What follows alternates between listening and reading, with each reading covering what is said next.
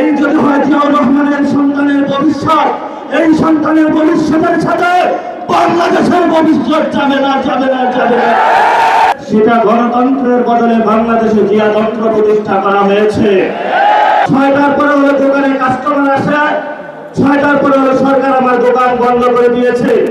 মাননীয় প্রধানমন্ত্রী তার চিরচরিত অভ্যাস দোকানের ভাই বোনেদেরকে নিয়ে এসেছে, কাউকে দুদুকে বসিয়েছে, কাউকে বাংলাদেশ ব্যাংকে বসিয়েছে, কাউকে বিচারালয়ে বসিয়েছে, কাউকে হলো পুলিশ প্রশাসনে বসিয়েছে, কাউকে হলো পার্লামেন্টে নিজে মুখ বন্ধ করে তাকে হলো তার গ্রিন কার্ড দিয়ে বলেছে তুমি যা ইচ্ছা বাংলাদেশের মানুষের সাথে গাদ্দারি করতে পারো, তোমাকে আমি গ্রিন কার্ড দিয়ে দিলাম। বাংলাদেশের ভবিষ্যৎ যাবে উসমান হাদির পথে, বাংলাদেশের শান্তি যাবে আমাদের ৭১-এর শহীদদের পথে, বাংলাদেশের ভবিষ্যৎ যাবে ২৪-এর গণ অভ্যুত্থানের শহীদদের পথে। আপনারা জানেন যে নির্বাচনটি হয়েছিল, সেই নির্বাচনের মাধ্যমে গত ১৭ বছর আমরা অপেক্ষা করেছিলাম বাংলাদেশে গণতন্ত্র প্রতিষ্ঠা হবে, কিন্তু 12ই ফেব্রুয়ারি বাংলাদেশে যেটা প্রতিষ্ঠিত হয়েছে সেটা গণতন্ত্রের বদলে বাংলাদেশে জিয়াতন্ত্র প্রতিষ্ঠা করা হয়েছে। তারা আমাদের ব্যাংকগুলো দখল করেছে, তারা পার্লামেন্ট দখল করেছে, তারা বিভিন্ন জায়গায় দুদক দখল করেছে, সন্ত্রাসী কায়দায় 11 দলীয় জোটের যারা নেতৃবৃন্দ তাদের বাসায় হামলা চালাচ্ছে। জনগণের যে অধিকার রয়েছে, যেই ভিত্তিতে জনগণ ভোট দিয়েছিল, জনগণের হাতে এখন বালতি ধরিয়ে দিয়েছে, রাস্তায় সিরিয়াল ধরিয়ে দিয়েছে।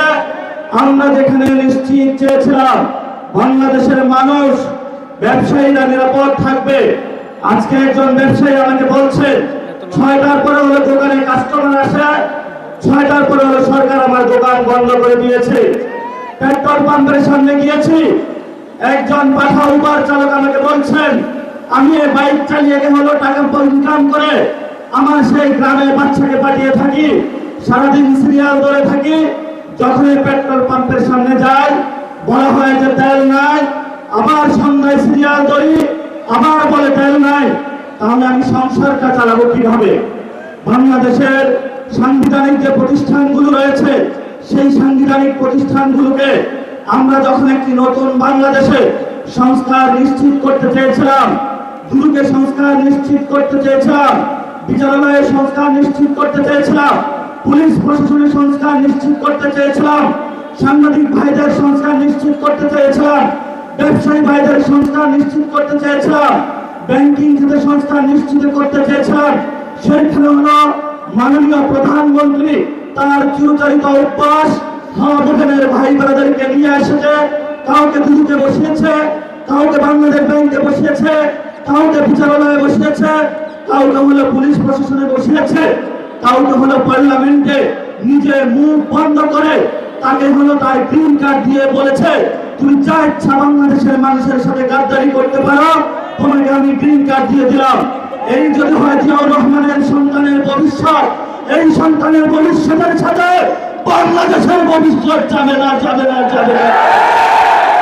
বাংলাদেশের ভবিষ্যৎ যাবে উসমান হাদির পথে, বাংলাদেশের শান্তি যাবে আমাদের ৭১-এর শহীদদের পথে, বাংলাদেশের ভবিষ্যৎ যাবে ২৪-এর গণ অভ্যুত্থানের শহীদদের পথে।